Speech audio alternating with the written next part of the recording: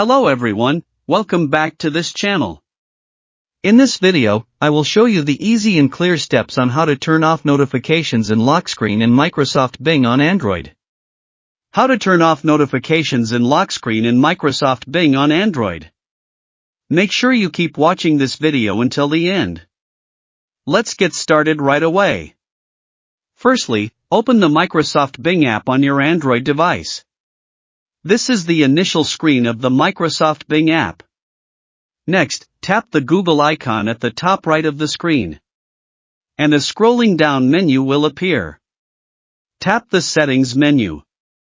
Tap Permissions. Tap Manage Notifications. Tap Lock Screen.